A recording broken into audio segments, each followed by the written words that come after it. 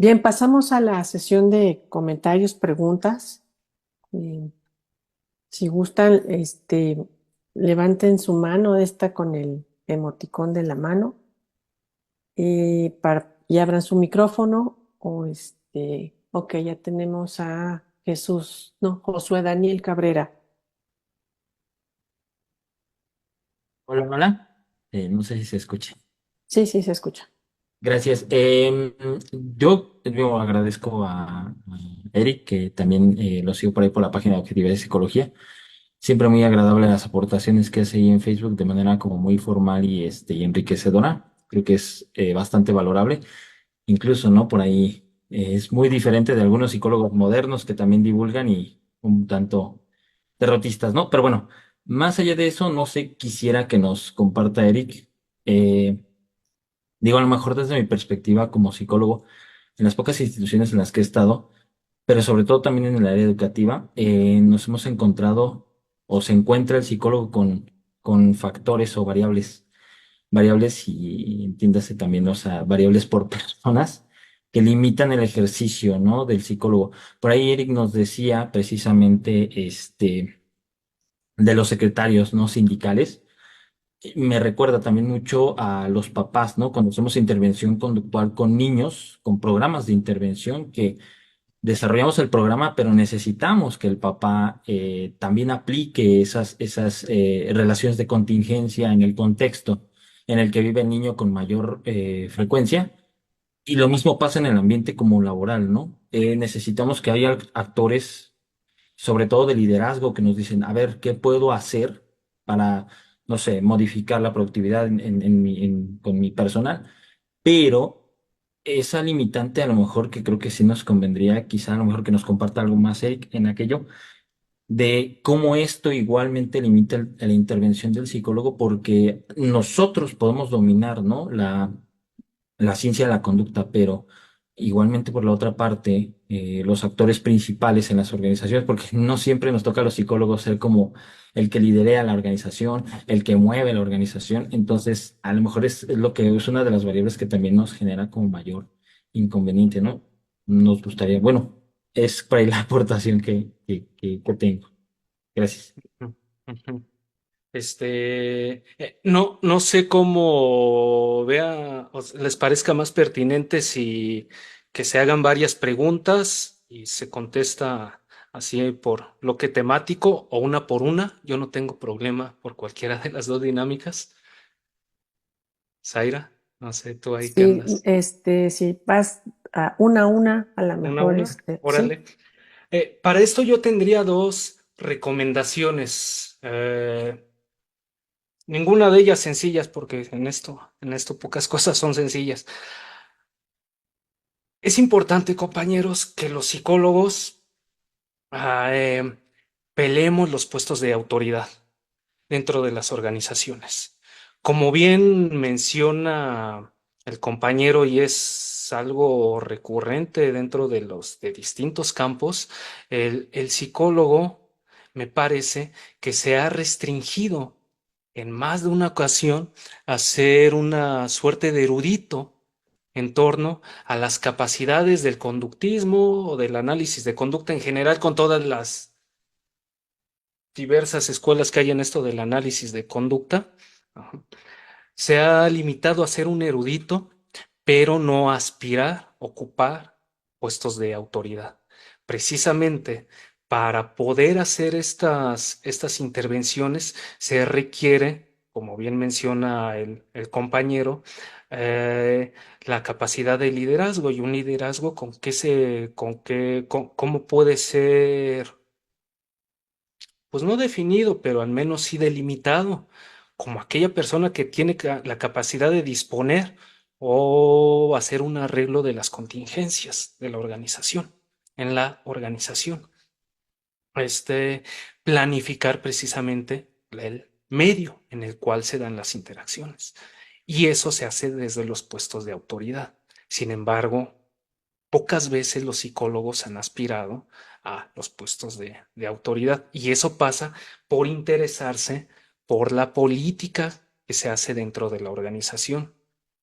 Muchos psicólogos consideran, creo yo, de manera incorrecta, que interesarse por aspectos políticos de la organización es perder el objeto principal de estudio dentro de la disciplina. Yo considero que no es así.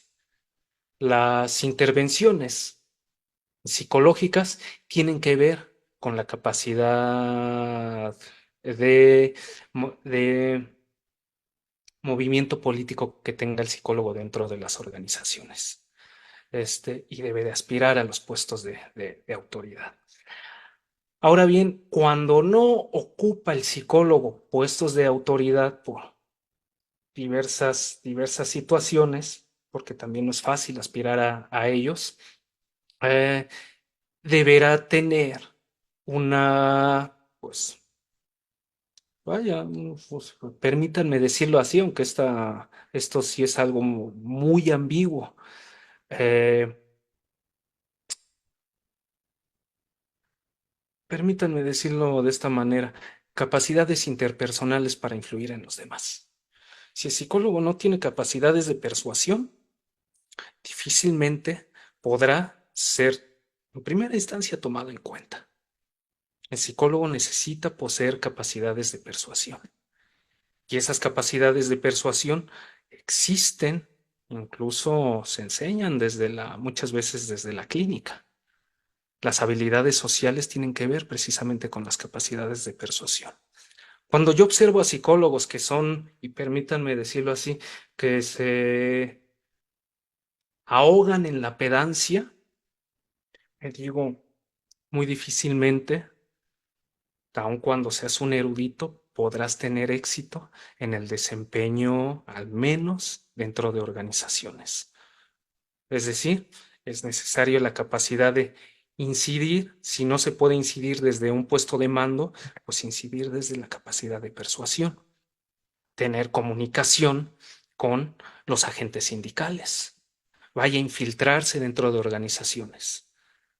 Si me permiten decirlo de esa manera, un psicólogo tiene que infiltrarse dentro de las organizaciones, tener sistemas de control y de observación y de registro de la conducta. Les pongo un ejemplo muy llano.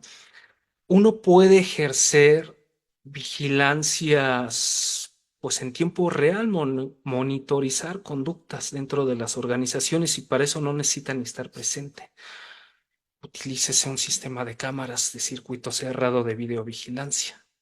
Entrénese a los observadores y puede ser uno o dos observadores. Una vez que se identifican por ejemplo, problemas de productividad en un área específica. Ubíquese, por ejemplo, en farmacia, la cámara no me voy a poner a supervisar paracetamoles. Supervisaré los medicamentos de catastro, los de alto costo, los psicotrópicos. Es decir, además de la claridad del objeto de estudio, además del conocimiento de las técnicas psicológicas, debe también desarrollar habilidades sociales, permítanme decirlo así. De otra manera es muy complicado hacer esto. Ajá. Esas serían las dos formas muy generales que yo recomendaría aquí a nuestros escuchas para em, hacer esas limitaciones que hay de aplicación, reducir la probabilidad de que estas afecten en nuestros programas, ¿no? Sería eso. Gracias, Eric. Voy a leer antes de darle la palabra a Alejandra Toledano y a Arturo Silva. Hay un comentario en el chat en donde además de saludarte la doctora Gómez, dice Mm. que en Colombia se concibe el clima organizacional como la percepción compartida que tienen los trabajadores en relación con su contexto de trabajo. ¿Sería válida esta definición desde una perspectiva conductista? Ay, pues yo no sé si desde una perspectiva conductista, porque pues yo no puedo hablar en nombre de una perspectiva conductista, pero, porque pues yo no hablo en nombre de toda la perspectiva, pero yo identificaría, yo subrayaría algunos problemas con esa definición. Eh, ¿Qué entendemos por eso de percepción compartida? Yo empezaría por ahí, ¿no? Yo operativizaría, yo haría el voto por operativizar, es decir, llevar a términos lo más descriptivos de la conducta, lo más descriptivo posible de la conducta, llevar esos conceptos, ¿no? De la percepción compartida. Eh, me parece, me parece, puede ser que me equivoque, que hablar de clima organizacional sin prestar atención al control aversivo o no aversivo dentro de las organizaciones es no tomar, no prestar atención a lo importante de el clima organizacional, que es cuál es el tipo de control, qué efectos está teniendo sobre las personas. Está teniendo un efecto aversivo, es decir, te está, por ejemplo, generando más problemas en términos de sanciones, que es un mecanismo para evaluar la calidad del clima organizacional. ¿Cuántas sanciones tienes en tu departamento? ¿Cuántos conflictos interpersonales tienes en tu departamento? ¿Y cómo los mides estos conflictos interpersonales? ¿Hay golpes? En términos de 30 frecuencia. y Ajá. En términos de frecuencia. En términos incluso de intensidad. Yo les pongo un ejemplo. En una ocasión estábamos observando a un trabajador que tenía la costumbre, vaya, de patear las cajas no les voy a decir cajas de qué, pero tenían la costumbre de patear. Y cuando se vio por primera vez, uno de los directivos dijo, ya con esto tenemos. Y la recomendación que le hicimos fue que lo haga con mayor frecuencia y con mayor intensidad. Porque si no lo hace con mayor frecuencia y con mayor intensidad, esa conducta no es sancionable y se te puede caer el proceso administrativo. Es decir, esto más que una percepción compartida, creo yo, habrá que operativizar mm, mal los términos. Es peligroso para el análisis, para los analistas de conducta, partir de conceptos tan abstractos. Es peligroso porque los conceptos abstractos son generales, pero pueden ser ambiguos y regularmente son ambiguos. De ahí que yo diría, pues no sé si sería válida o no, pero si me lo preguntan, haría un llamado vamos a operativizar un poco más eso de la percepción compartida, ¿no? Ujú. El contexto de trabajo se entiende, el lugar donde se dan las relaciones laborales. Yo no voy a investigar cómo se comporta el trabajador fuera de su horario laboral y fuera de la organización. El contexto se entiende. El departamento, las instalaciones, la infraestructura, pero ya la percepción compartida hay que ver qué se entiende por percepción compartida. Y muchas veces lo que hace, compañeros, precisamente el psicólogo dentro de organizaciones es empezar a quitar las madejas de los términos para operativizarlos de una manera más precisa, porque a medida de que estén operativizados de manera más precisa, se van a poder no solo medir, sino también intervenir sobre ellos. A mí me parece que aquello que no se puede medir, pues no se puede compartir, ¿no? No se puede intervenir, perdón. Eso es lo que yo sugeriría ante eso, y un saludo también a la doctora Irma. Gracias, Eric. Alejandra Toledano, por favor. Hola, buenas tardes. Me da gusto saludar a los organizadores del seminario y pues también poder escuchar la presentación de Eric. En este caso, mi pregunta es, Eric, ¿cómo crees que sería prudente hacer una investigación, en este caso para indagar el efecto de algunos estímulos recurrentes en las organizaciones? Tú ya ahorita nos ponías algunos ejemplos. Y en este caso, ¿cómo comprobar el efecto que estos tienen sobre el comportamiento? Eh, y mi pregunta surge sobre todo por las recurrentes carencias de recursos de las empresas en el tema de la otorgación de los estímulos. Ujú, ujú. Mm. Mira, te voy a responder, compañera Alejandra, de manera así muy general. Em,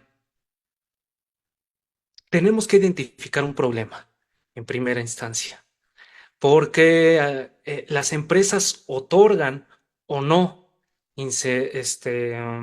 vaya, no solo la facilidad para hacer una investigación, por lo cual entendamos las personas, el recurso económico, las instalaciones, el tiempo, porque es importantísimo. Muchas veces dicen sí, pero no me lo saques de trabajar. Y pues es que es un poco difícil, ¿no? Porque necesito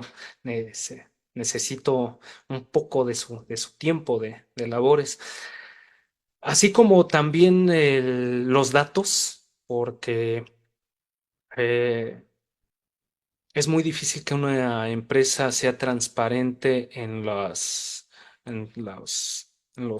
datos, que lo esté dispuesta a hacerlos públicos, pero lo otorga en función de la capacidad que se tenga para identificar una problemática y ofrecer el proyecto de tal manera en que dicha investigación pueda ser útil para solucionar la problemática de esa organización y pueda ser replicable en otras organizaciones. Regular, yo tengo el hábito de cuando así se me solicita, cuando tengo la oportunidad, empezar por la matriz y posteriormente ya por las ramificaciones, para una vez mostrado el éxito que se puede tener ya en la empresa matriz, ya uno se va a las ramificaciones.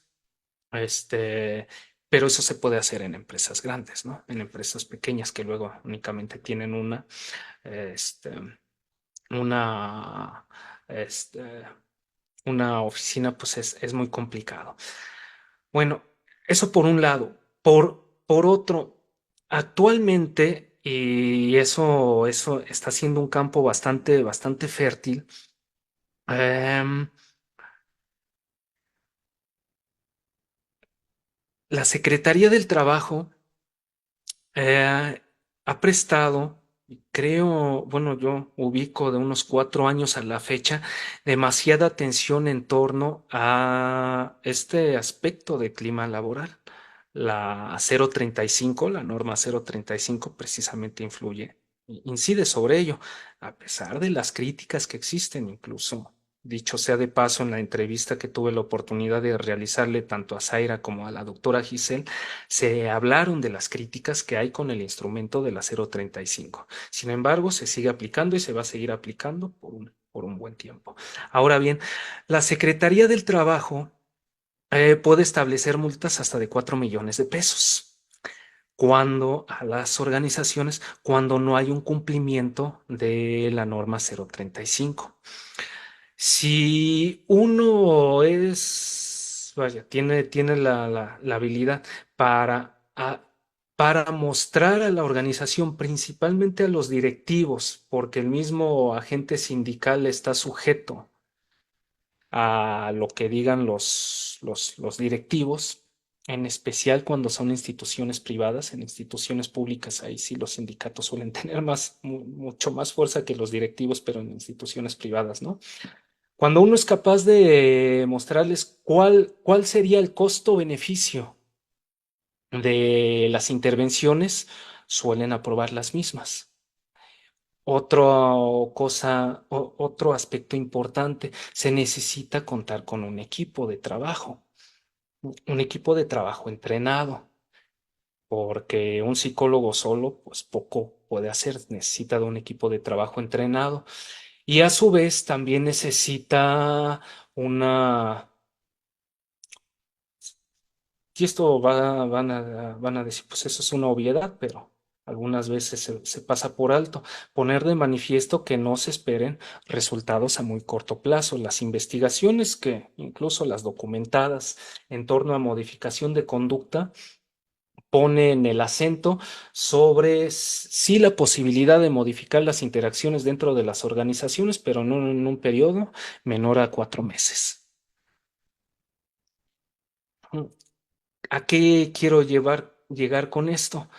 Hay una sobrevaloración de estos cursos de capacitación o charlas de motivación personal, que consideran que que si va y se le habla a los trabajadores de pórtense bien porque eso es lo moralmente correcto, y este embriague que hay de la psicología positiva, que yo no la considero ni positiva ni psicología, pero ya eso lo dejaremos para otro punto.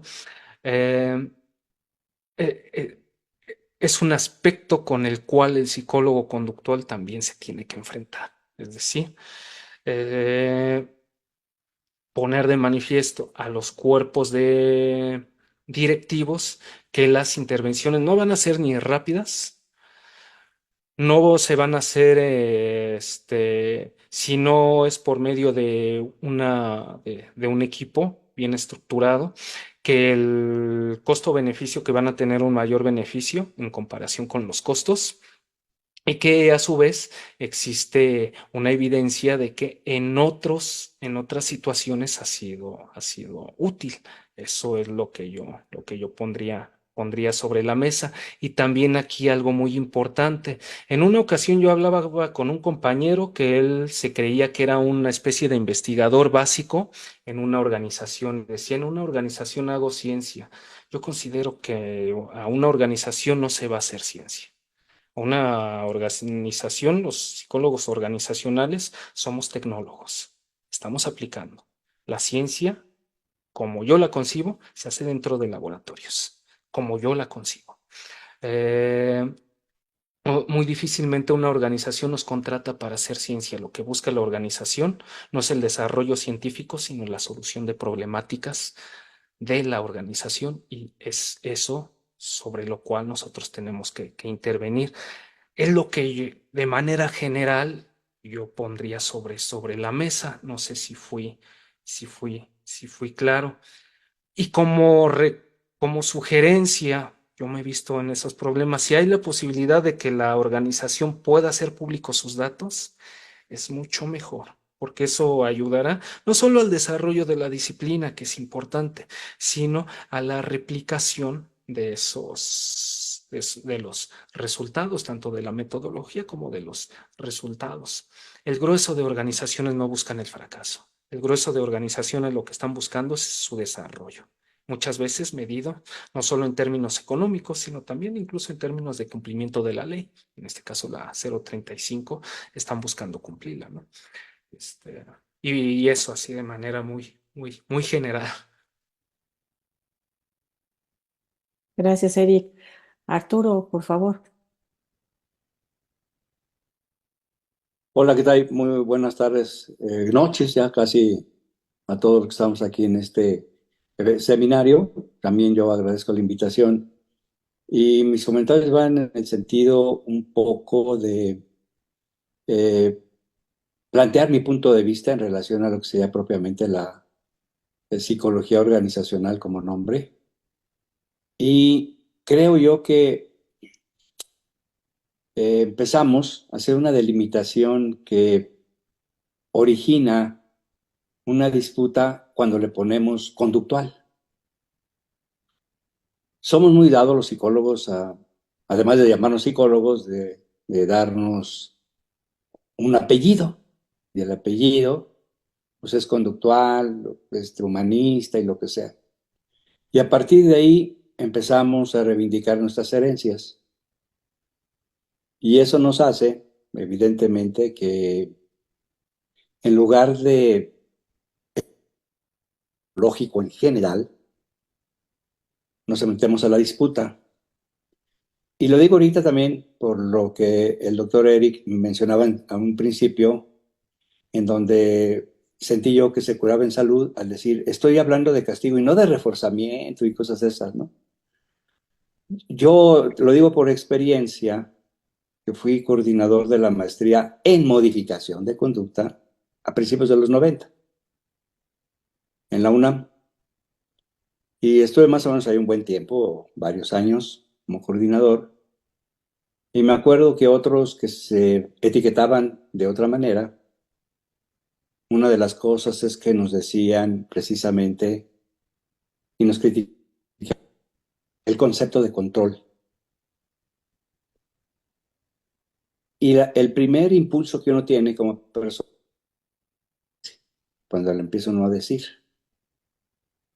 y yo lo comento como experiencia en el sentido que después me hice a la idea y reconsideré, y ¿saben cuál fue la respuesta después de algunas impugnaciones cuando yo hablaba, utilizaba ese lenguaje?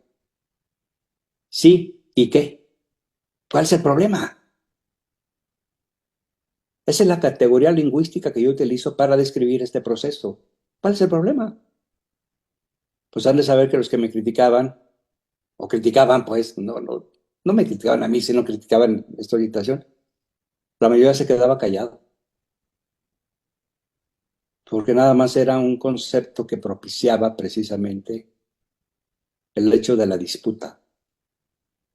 Ahora ya se han creado otros términos y creo yo que por ahí la psicología de naturaleza que reivindica los principios, que yo también los creo bastante y me adhiero a ellos de los principios de modificación de conducta, podemos ajustar nuestro lenguaje para hablarlo en términos de las nuevas tendencias que la sociedad utiliza para comunicarse. Porque no me podrá negar que cualquier orientación, sea la que sea, psicológica, trata de controlar y modificar. ¿No? Ya sé que se lo explique a uno y que uno vaya a razonar y que diga, ay, sí, tiene razón, yo soy así porque desde niño me hicieron esto y yo tengo este. Bueno, pues ya. Y lo que se espera, pues evidentemente que a partir de que yo concientice y que haga razonable y consciente eso que yo tengo ahí en la raizota, pues haga algún cambio a partir del control que me dio el terapeuta, de la orientación que sea. Entonces creo que los psicólogos, hemos invertido bastante tiempo en descalificarnos unos a otros en función de una verdad única y que yo soy el que tengo la neta de las netas y tú no, y cosas de esas, ¿no? En lugar, en lugar, digamos, de comprender mejor el comportamiento humano y vislumbrar que esa visión es una parte y es una mirada que se da diferente a la mía, pero que tiene también el mismo valor de explicarme. Y el hecho de que yo me haga consciente de que soy así, ahora sí que porque mi mamá me creó, no sé, ya ven las teorías unas que la mera verdad yo digo que sí son muy llamativas en términos de los principios, ¿no? Que fui amamantado por el pecho bueno y el pecho malo, pues a lo mejor sí, sí fui amamantado por el pecho bueno y el pecho malo de mi madre, a lo mejor sí, pero lo podemos incorporar para comprender mejor el comportamiento humano. En lugar de decir, no, no, no, eso no es cierto, son mitos y todo ese tipo de cosas. No, pues a lo mejor podemos comprender mejor el comportamiento humano. Entonces creo que ahora, cuando menos a nivel mundial, vean por ejemplo la definición de psicología del APA. ¿Sabes para dónde se orienta la definición de psicología del APA? Ya se olvida un poco de lo que sería el objeto de estudio de la psicología, que en cuánto tiempo nosotros nos involucramos cuando fuimos alumnos y los maestros nos involucraron, que cuál es el objeto de la psicología, y pues que si la mente, que si no, que si cosas de esas, ¿no? Y vean la definición del APA. Hay una definición que precisamente trata de unir la diversidad. ¿Y saben cómo lo hace? Hay que entrar nada más a la definición, ¿verdad? Lo hace a partir de las problemáticas que enfrentamos nosotros los psicólogos. Y entonces dice que el psicólogo tiene herramientas conceptuales y teóricas y aplicadas para solucionar esos problemas. El psicoanálisis puede tener sus herramientas, que es la reflexión, el hecho, bla, bla, bla, y buscar solucionar un problema. Los conductistas también. Utilizamos un lenguaje de control y todo ese tipo de cosas. Entonces, yo en lo particular, hablar ya directamente con Eric, no le tendría yo en cualquier evento, ¿no? Yo no tendría ningún empacho en decir control y no me estaría justificando, porque es una visión y evidentemente estamos haciendo un control. Estamos controlando y tratamos de hacer un control y una modificación de lo que está sucediendo en el... Si no, no tendría ningún caso. La ciencia se convertiría nada más en una contemplación, en ver que cae la manzana. Ya qué bonito cayó la manzana, ¿no? Pero no, uno solamente se conformó con ver caer la manzana. Ah, mira, ya cayó la manzana. ¿A qué se debe? ¿Al espíritu que traía la manzana? O sea, no. Generó conocimiento. Y después ese conocimiento no solamente fue aplicado, sino que hasta además fue predictivo, porque generó una fórmula que predijo la vida de los cuerpos. Entonces yo digo que, en lo particular, se lo digo como psicólogo, digamos, de la vieja guardia que fui formado en una orientación y tener que convertirme en en emisario y defensor de esa orientación. Considero que ahora el mundo y la psicología se debe de encaminar a la incorporación de diferentes lenguajes. Yo sé que después va a haber uno que me diga, y el eclecticismo, ¿no? Y luego ya empiezan ahí a sacar el rollo de que el eclecticismo es bien malo también, porque lo estás usando y todo ese tipo de cosas.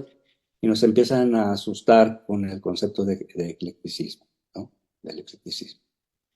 Yo creo que la psicología en sí como tal, lo que debemos de hacer es establecer más bien diálogos entre las miradas que tenemos sobre cómo podemos solucionar problemas que la sociedad nos plantea como profesionistas. Y uno de ellos es también lo que muy acertadamente menciona él, en el sentido de que dentro de las organizaciones, bueno, ya me estoy, bueno, antes de dispensar, pero ya soy psicólogo de los grandes y siento que a veces siempre hablo como si estuviera pontificando, ¿no? Pero bueno, han de disculpar, es por mi edad, ¿no? Que ya sí hablo como si estuviera pontificando. Y creo que Eric menciona una cosa muy importante que también debemos de ver en el aspecto organizacional, que los psicólogos tenemos, tenemos así la posibilidad y debemos de tener también la aspiración de gestionar cualquier tipo de proceso en una organización, llámese empresa o lo que sea.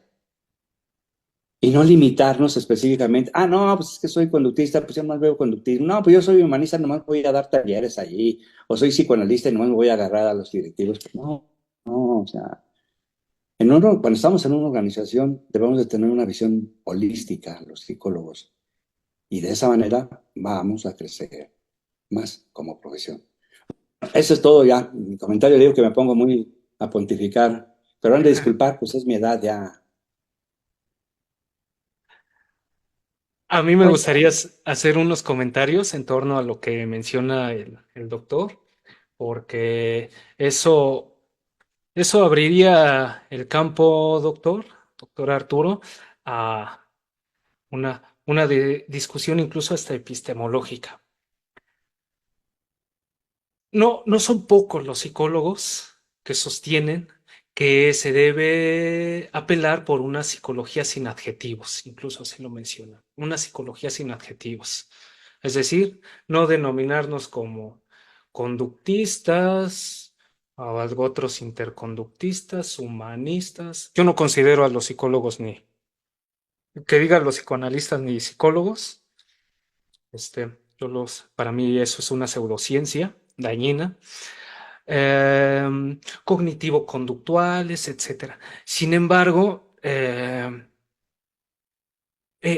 buena medida, el tipo de prácticas que se da dentro de la disciplina son producto también de las confrontaciones que se dan dentro de la disciplina. Es decir, yo no parto desde un supuesto en el cual el conflicto sea malo por sí mismo. Creo que aquellos que consideran que el conflicto es malo por sí mismo pueden estar cayendo incluso en un error de lectura de los procesos, no solo científicos, sino incluso políticos.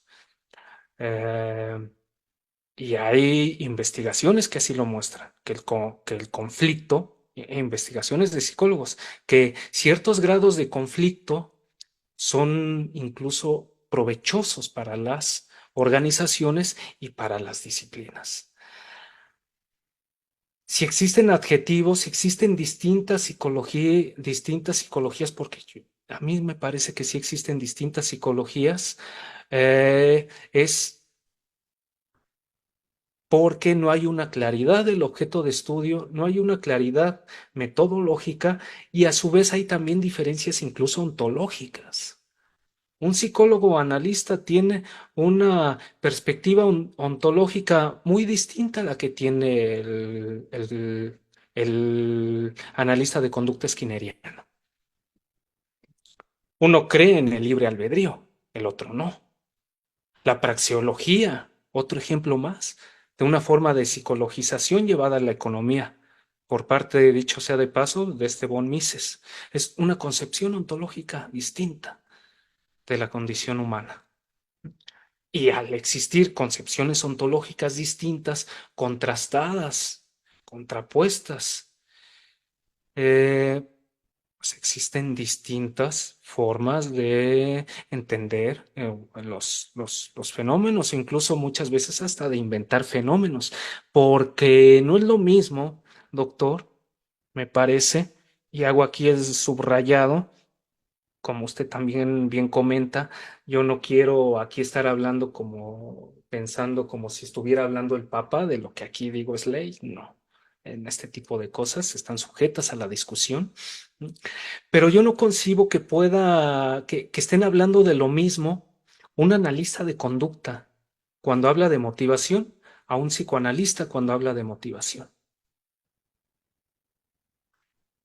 No están hablando de lo mismo, porque incluso el cómo se concibe un proceso motivacional por parte de la modificación de conducta es distinta como lo concibe un psicoanalista, ¿no?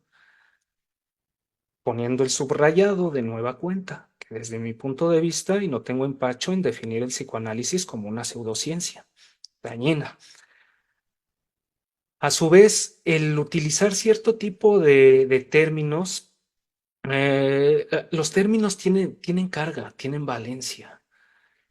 Y podemos en más de una ocasión incluso ser víctimas de esto que hablaba este Turbay, víctimas de la metáfora. Hay muchos psicólogos que son víctimas de la metáfora, que cuando hablan en torno a eventos psicológicos, no están hablando en torno a fenómenos concretos, identificables, sino que están discutiendo en torno a metáforas. Yo creo que sí, que son discusiones que no están agotadas, ya para acabar, que son discusiones que no están agotadas, que son discusiones que se tienen que seguir dando dentro del campo, en especial dentro del campo de formación. Me parece que es indispensable, yo no me dedico a la cuestión académica, pero me parece que es indispensable que a los estudiantes se les instigue este tipo de discusiones porque al momento de salir a campo, usted y yo podemos entendernos como psicólogos cuando hablamos de control y no tener empacho. Además, a mí hasta me gusta el término. Pues mire, yo no tengo aquí Stalin nada más porque sí. Para mí es uno de los ejemplos de control de un estado, de una zona geográfica. Y no tenemos empacho para hablar de eso. Pero cuando estamos ante directivos que tienen una forma de entender el control de manera maquiavélica, como algo malo, como que al sujeto se le debe de dar la posibilidad de elegir y que esa elección tiene que emerger de algo que está dentro de él, y yo todavía me digo algo de acá adentro, hay otros que dicen está acá, siendo víctimas de una falacia mereológica, las neurociencias actuales, bueno, una parte de las neurociencias actuales, Ese tipo de cosas son necesarias que se discutan porque los directivos de las empresas, pues de psicología no saben más que el sentido común. Y hasta la fecha, conceptos como control de conducta, manipulación de conducta, porque en efecto hacemos una manipulación de conducta. Yo parto del supuesto de que nuestra conducta siempre está bajo control. No seamos conscientes en torno a los mecanismos que nos controlan es otra cosa, pero siempre estamos bajo control. Y es viable manipular esos mecanismos de control. Y no es malo, pero los directivos no lo entienden de esa manera. De ahí que yo incluso hago voto, no lo mencioné aquí, pero bueno, no lo mencioné durante la exposición, pero ahora me doy el permiso. Uno tiene que hacer un trabajo de codificación. Así como el arquitecto hace un trabajo de codificación para para hacer aplicaciones de la física. El arquitecto hace aplicaciones de la física, aplica principios físicos. Tiene que hacer un trabajo de codificación cuando le está explicando, por ejemplo, a los inversores. Si no hacemos ese trabajo, este, pues muchas veces el potencial de de incidir sobre las organizaciones se puede ver mermado. A mí me parece que si yo llegase a una organización desplegando la terminología conductual, hablando de estímulo delta, estímulo discriminativo, reforzamiento, castigo, reforzamiento diferencial, principio de Premack, dirían, ¿de qué nos estás hablando? A mí, ¿de qué nos estás hablando? Yo creo que tenemos que hacer un trabajo de codificación y a ser fieles con la función, aun cuando el término, terminológicamente, tal vez no seamos tan fieles, pero sí fieles con la función. Yo puedo hablar de motivación en una planificación de programa, pero no voy a hablar en los mismos términos en los que hablaría, por ejemplo, un psicólogo cognitivo. Yo no considero que la motivación sea un proceso cognitivo. Así como yo tampoco creo en la psicodinámica, yo no creo que existan energías internas que estén luchando entre ahí dentro de nosotros, ¿no? Eso es lo que yo le comentaría a este doctor y reiterando, es importante desde mi punto de vista que esto se discuta con estudiantes para irlos entrenando.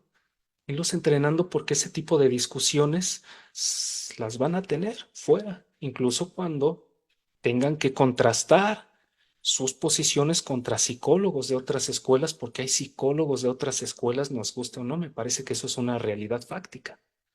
Hay psicólogos humanistas, hay psicólogos conductistas, hay psicólogos interconductistas. Nada más habrá que ver y no me gusta. Bueno, no me gusta leerlo, pero no lo sigo. Habrá que ver si Emilio Ribes puede hablar en términos gratos con un conductista radical. Pues sí se expresa bien feo de ellos. ¿Por qué? Porque ahí son diferentes. Y nuestra disciplina se encuentra en desarrollo. Y me parece a mí natural, permítame decirlo así, que existan ese tipo de discusiones. Habrá el momento en que, porque yo sí soy optimista, en que se podrá tener un objetivo de estudio compartido. Y me parece que dentro de las distintas escuelas de psicología, los analistas de conducta somos los que tenemos mayor claridad en torno a cuál es nuestro objeto de estudio, cuáles son los mecanismos de intervención que tenemos, cuál es la ontología de los fenómenos, mayor claridad epistemológica, mayor claridad tecnológica, mayor claridad científica. Es decir, no somos, o sea, no, el, no se, no se puede decir que es lo mismo un psicólogo conductista a un psicólogo humanista, desde mi punto de vista. Y eso sería el comentario, doctor Pena. Gracias Así también. como dice Eric, me voy a permitir hacer dos comentarios breves antes de darle la palabra a Cristian y después a las otras dos personas que levantaron la mano. Y también como dice Arturo, será por mi edad, pero cuando hablaron de control me recordaron ese video de la madre mexicana, que teníamos un control sobre los hijos. Y cada vez que se portaba mal un hijo, pasaban ahí la escena, bolas, la chancla, ¿no? O sea, el control era la chancla. Y pero Mm. así, dejaba de hacer aquella conducta molesta, ¿no? Yo nada más quisiera, este es mi segundo comentario, decir que hay diferentes niveles de análisis y no es lo mismo hablar de filosofía que de teoría o metodología. Creo que muchos de tus comentarios, Eric, tienen que ver, sí, con una parte filosófica, epistemológica, y para dar solo un ejemplo, conducta para Watson era la asociación entre estímulos. Esa Ujú. era conducta. Entonces, nuestro objeto de estudio, si citamos a Watson como el que por primera ocasión establece el objeto de estudio, entonces tendríamos que estar entendiendo que lo que analizamos sería la asociación entre estímulos. Pero si en la actualidad nos ponemos en esta última versión que hablabas del interconductismo, la conducta no es la asociación entre estímulos. Entonces, pero este terreno de definición o de filosofía es esto. Cuando hablamos la aplicación de la psicología sin los adjetivos humanista, bueno, porque el humanismo también es una filosofía. Voy a hablar de corrientes teóricas de la psicología como, no sé, cuestiones de terapia familiar, sistémico, eh, no sé, ay, ahorita mismo no me acuerdo, pero el punto es que depende en qué nivel estemos refiriéndonos. La metodología, por ejemplo, tampoco es propia de un psicólogo conductual o de un Ujú. psicólogo sistémico, ¿no? La metodología es eso, metodología, que, por ejemplo, los diseños de igual a uno los utilicen más los psicólogos conductual, esa es otra cosa, por su dinámica de pensamiento en términos de hacer congruente su principio con la parte metodológica de qué y cómo van a medir. La entrevista es parte de la metodología y la entrevista no tiene dueño, ¿no? Entonces, sí, en este sentido, tendríamos que acotar las reflexiones, en qué tenor hablamos, ¿no? Epistemológico, filosófico. En realidad, conductismo es una filosofía como Ujú. tal, ¿no? Entonces, la aplicación de tus principios teóricos que hoy nos expusiste en tu conferencia tiene que ver con la metodología que empleaste, ¿no? Porque en efecto tú no puedes llegar con un directivo o con los trabajadores con términos de, eh, pues voy a poner un estímulo discriminativo para, ¿no? Y te voy a dar un estímulo reforzante para que incremente tu conducta, la conducta definida, ¿sale? Entonces, sí, me gustaría nada más hacer esta acotación un poco, creo que es el mensaje que Arturo nos está brindando y que hasta el día de hoy, cuando hacemos estos comentarios, pues siempre hace cosquillas, ¿no? En el organismo y uno quiere hablar y decir y rebatir las diferentes posturas, pero para los que no son tan añejos en el conductismo, como Arturo y como yo, sí me gustaría nada más hacer hincapié depende el nivel de análisis del cual estemos refiriéndonos, ¿no? Entonces, si es en el plano filosófico, en el plano teórico, en el metodológico, hasta el interpretativo, ¿no? Porque no todos los conductistas hacemos lo mismo y para hacerme publicidad, precisamente mi sesión de la próxima semana voy a hablar de estas cuestiones, ¿no? Pero bueno, estaba Cristian Yair, después el doctor Camacho y al último Josué Daniel, y con esto damos cierre a este seminario del día de hoy. Por favor, Cristian.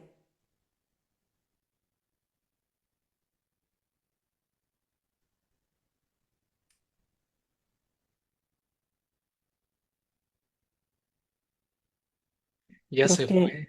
ya se fue. Bueno, al doctor Camacho, por favor. Hola, ¿me pueden escuchar? Sí. Hola, Sí, hola, buenas tardes. Bajé mi manita porque pensé que ya nos alcanzaba el tiempo. Voy a ser breve. En primer lugar, me dio mucho gusto escucharte, Eric. Me da mucho gusto escuchar tu presentación y me fue muy fácil seguir el tren de pensamiento que nos trataste de comunicar en términos de sistematicidad y en términos de una perspectiva basada en la observación directa de la conducta y las condiciones ambientales que la mantienen y la transforman. También me dio mucho gusto escuchar la opinión del doctor Arturo Silva. Como Zaira, el doctor Arturo Silva también fue mi profesor. Seguro se acuerda de mí. Él fue el que me dio mi primera oportunidad de investigación en su proyecto, haciendo bases de datos, no sé, ahora ya no se acuerda, de las interacciones entre maestras y niños. Y fue esa oportunidad la que me encaminó hacia el trabajo académico. Ahí me enamoré del trabajo de cubículo, ¿no? Pues muchas gracias al doctor Arturo. Ahora, fíjate, escuché como te dije, tu presentación y algo que noté es algo que también he notado en las presentaciones de otros practicantes del análisis de la conducta en diferentes campos, educativo, clínico, en su interés por esclarecer las condiciones de reforzamiento que pueden ser aplicables y efectivas en el mantenimiento del comportamiento positivo, omiten el aspecto de las operaciones motivacionales que, según Michael, brindan valencia a dichas operaciones de reforzamiento. Pues todos sabemos, ¿no? ¿Qué hacemos con las ratitas? Pues las privamos de alimento. Esa es la operación motivacional fundamental que le da valencia a las condiciones de reforzamiento a partir de los cuales se modifica la tasa de respuesta.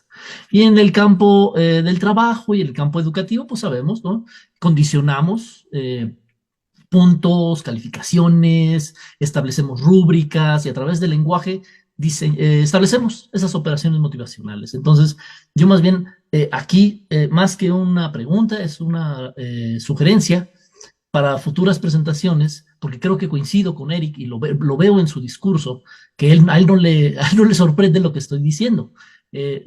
No le estoy diciendo algo que no conozca, sino simplemente en futuras presentaciones convendría hacer énfasis en los aspectos de las operaciones motivacionales, porque a partir de ellas puede transformarse radicalmente el efecto de esos reforzadores de los que tan claramente nos hablaste, recuperando esa tabla clásica de modificación de conducta.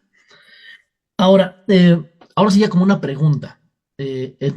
Pensando en que esta es una conferencia, tu conferencia fue, si lo entiendo bien, el resultado de tu experiencia profesional trabajando en el área pública.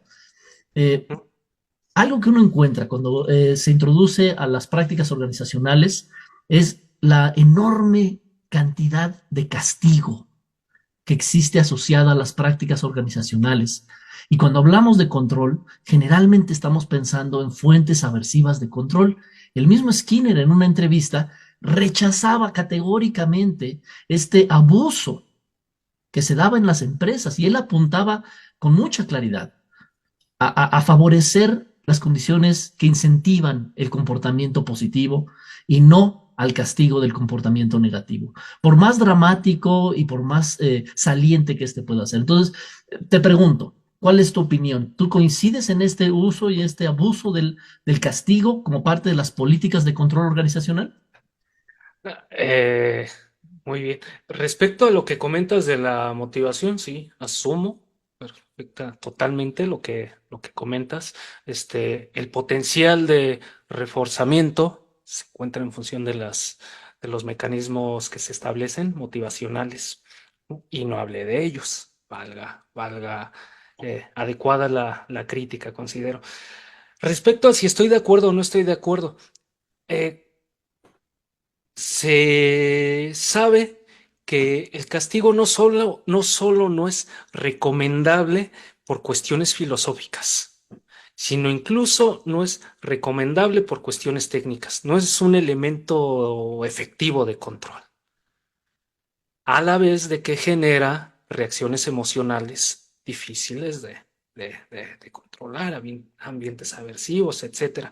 Si estoy de acuerdo o no en esto, sí, en esto sería más precavido y voy a hacerme un poquito de publicidad. El capítulo que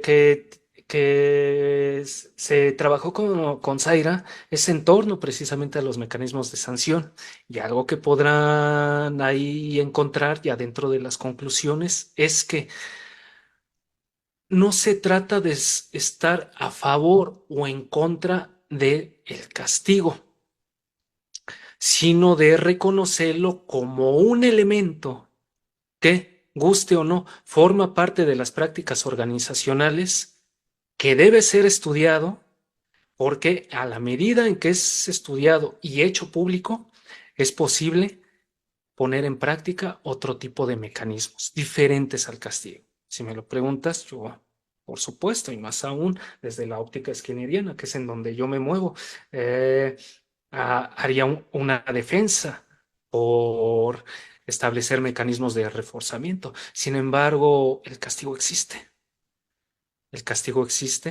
y debemos de estudiarlo. ¿Mm?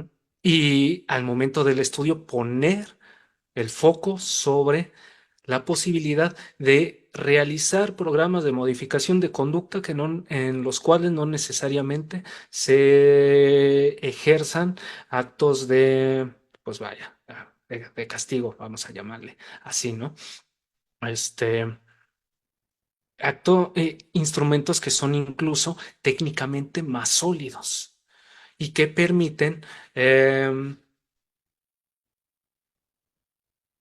no permanencia, pero sí al menos vaya, la probabilidad de que la conducta se mantenga sin necesidad de la contingencia explícita.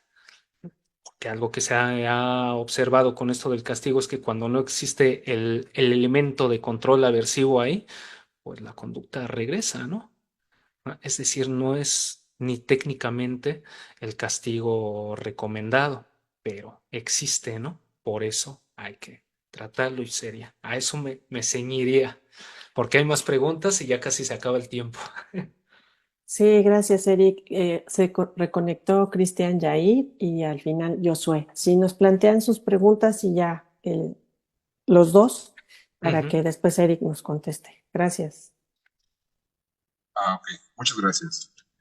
Una pregunta, cuando hablábamos de estímulos en tema de organización, ¿no sería el único o el motivo el salario? Entiendo que hay otras prestaciones como bonos, como vales, etcétera. Sin embargo, un bono también le aplica como una forma de castigo al no obtenerlo por hacer trabajo.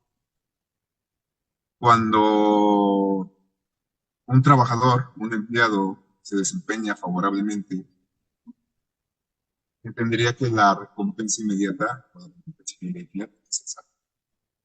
Los bonos, creo yo, de mi perspectiva y historia, aplican para cuando el salario en México más que nada es medio. Las prestaciones adicionales aplican para otro tipo de puestos, o yo lo vería así, no para la mayoría de lo que hay aquí. Vidas, vida privada, entre otros campos, con un mejor ingreso. Esa es una de mis preguntas. ¿Por qué se tendría que tener otro tributo de destinos? Y esa es el principal cuanto a las pruebas. Y la otra es en cuestión de, si mal no recuerdo haber leído una de las permanencias o una de las actores que afecta el crecimiento laboral dentro de las empresas, no necesariamente es el desempeño laboral, sino también en temas de relaciones y favoritismo. Si hablamos objetivamente, este tipo de situaciones deberían de cambiar, se podrían reorganizar, se podrían atacar o se podría intervenir en ellos. Ten en cuenta que se tiene muy arraigado el tema de, pues si es muy conocido, pues va para un mejor puesto. Y esto también afecta a la motivación de los demás empleados que a pesar de trabajar bien, tener buenos resultados, pues no logran así. Sería todo el mundo. Ok, ¿nos puedes dar tu comentario, Josué Daniel, por favor? Y después nos contestas él. Gracias. Sí, precisamente por ahí una aportación reforzando en parte con lo que decía Eric, precisamente con que comentaba el doctor Silva, pero obviamente, bueno, más que nada reivindicándolo a la temática, ¿no? Nada más como breve aportación ahí, en este sentido del entiendo, ¿no? Las diferentes generaciones, tanto de conductistas, incluso las divisiones que hay entre los conductistas, a lo mejor yo, por ser de otra escuela, de otra institución, incluso de otra generación, pudiese decir de manera diferente esto, pero algo que creo que en la experiencia sí he encontrado y también en la literatura es esa dificultad de la psicología por definirse y mantenerse como avante, ¿no?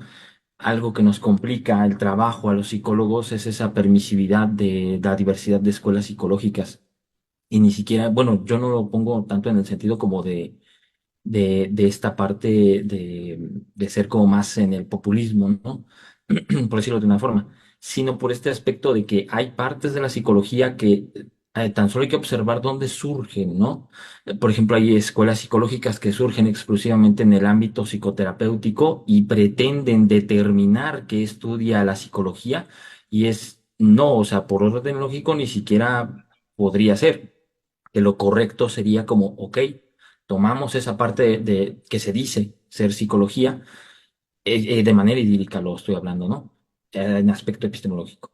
Se toma, se depura lo que sí tiene evidencia, porque ni siquiera es el acuerdo, ni siquiera es lo que nos parezca aceptar como bueno o malo. Se queda lo que tiene evidencia y lo que no se depura y se elimina, ¿no? Y se rechaza. Evidentemente que por acá menciona el compañero Becerra, este lenguaje conceptual, científico, que tiene que existir una base, ¿no? Para que se sepa qué sí es ciencia y qué no es ciencia. Y es en este sentido de la aplicación, o sea, porque al fin y al cabo se tiene que llevar una aplicación a una utilidad. En las organizaciones, lo que nos dificulta y también nos ha quitado terreno de la acción del psicólogo con esta parte organizacional es esas escuelas psicológicas que han permeado más que lo científico. Entiendo esta parte donde hay que ser economistas en el lenguaje o hay que tratar de adaptarlo porque, por ejemplo, un directivo no nos va a entender precisamente lo más técnico del análisis de la conducta, pero también hay que tener como un límite, ¿no? O sea, no tenemos a los físicos hablando de la física del espíritu o la física de otro tipo. La psicología tampoco se debería de dar como que ese permiso, ¿no? Creo yo que ya en estos días y en estos momentos es como la ley, o sea, está la ley, pero la realidad también puede superar a la ley, ¿no? Y es algo que la ley debería de retomar y reanalizar. La psicología, también la realidad, hay mucha superación y yo creo que la psicología debería de ponerse un poco más estricta y decir, ok, ya es un momento del rechazo porque nuestra intervención, por ejemplo, aquí en la temática de la organización, está viéndose limitada por esa falta de Ujú. conocimiento y de firmeza, ¿no?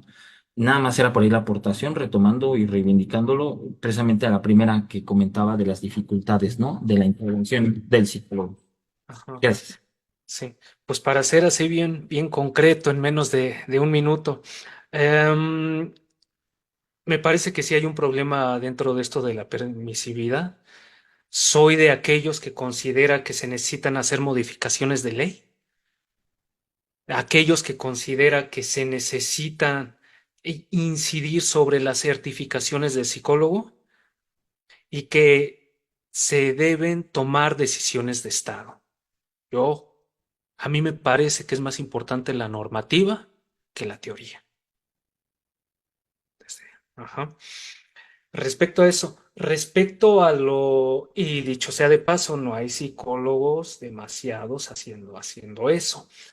Más psicólogos debiésemos estar interesados en no solo ocupar puestos de autoridad, sino incidir en las decisiones políticas, porque si no, otros acaban incidiendo. Yo les pongo así un ejemplo. Se intentó en el ISSSTE con el anterior director general poner en marcha la homeopatía, una conocida pseudociencia. Los mismos médicos no se lo permitieron, aun cuando él era director general. ¿Por qué se permite en México? ¿Por qué se permiten hacer intervenciones pseudocientíficas en psicología? Porque no hay suficientes psicólogos prestando atención a las decisiones políticas que se dan dentro del Estado. Se necesita una regulación legal de eso, desde mi punto de vista. Respecto a los programas de estímulos, tradicionalmente se han entendido los mismos solo como lo que se le concibe como los estímulos así físicos, que son los económicos. Sin embargo, hay distintas investigaciones que muestran que hay otro tipo, no únicamente, no, y lo dejaría así, ¿se enamora a una persona únicamente comprándole cosas? Pues no, muchas veces poniéndole atención, ¿no? Sin necesidad de regalarle nada. Así yo lo dejaría. Y pues doy las gracias por la oportunidad de aquí venir a hablar de todas estas cosas. Espero puedan seguir la página y nos estamos viendo en los próximos. Todavía no me despido porque ya el cierre lo hace la doctora Zaira, pero muchas gracias compañeros por todas sus intervenciones, sugerencias, críticas. Muchísimas gracias y por la oportunidad de poder hablar, de poderles hablar de, de- de parte de lo que he hecho en esto de ganarse la vida. No, gracias a ti, Eric. A modo de resumen, ya que me tocó ser la moderadora del día de hoy, bueno, creo que nos presentaste una visión conductual, sí, de la aplicación del conocimiento que tienes desde la filosofía y metodología conductista a organizaciones en las que tú has laborado. Me gustaría destacar que tu trabajo tiene orden en el sentido de categorizar los momentos, como tú lo mostraste, es planificar y ubicar sensatamente el tipo de comportamiento en el que podías incidir. Por lo tanto, creo que tu trabajo atiende precisamente a todos estos niveles de conocimiento o de las familias conductistas, voy a decirlo así, aplicado a las organizaciones. No es la única manera de trabajar, bien lo dijiste tú y Arturo y otros que han hecho aquí comentarios. Ciertamente es importante un vínculo teórico-metodológico, de lo cual te pueda permitir interpretar los resultados. De no haber este vínculo, pues tú lo nombraste, ¿no? Parece que el resultado se considera ecléctico, pero más allá de ponerle este adjetivo, sí me gustaría decir que cuando no hay este vínculo de pensamiento teórico metodológico, la interpretación es efímera y el trabajo y el resultado también resulta igual efímero. Entonces, es una muestra de alguien que tiene un pensamiento y cómo inciden las organizaciones, y de ahí que pues a nosotros te agradecemos tu participación y sobre todo el empeño que nos has demostrado y interés de divulgar este tipo de trabajo en un espacio como estos. Entonces, em, pues si alguien quiere contactarse con Eric, él ya pues podrá dar ahorita ¿qué será? Correo De electrónico, algún correrlo. espacio, que lo más seguro es que lo pueda poner en el chat. Y una vez que quede publicado, pues les agradezco a todos su presencia y espero que nuevamente verlos por acá el próximo miércoles para seguir trabajando en esto que es un seminario de trabajo. Si alguien gusta decir algo, pues se lo agradezco y si no, nos vemos para el siguiente miércoles. Gracias. Bueno, Gracias a ti, pues Eric. Muchas gracias. Buenas noches. gracias, hasta Buenas luego. noches, Hasta compañeros. luego a Buenas todos. noches a Hasta luego. todos. Hasta luego, muchas gracias.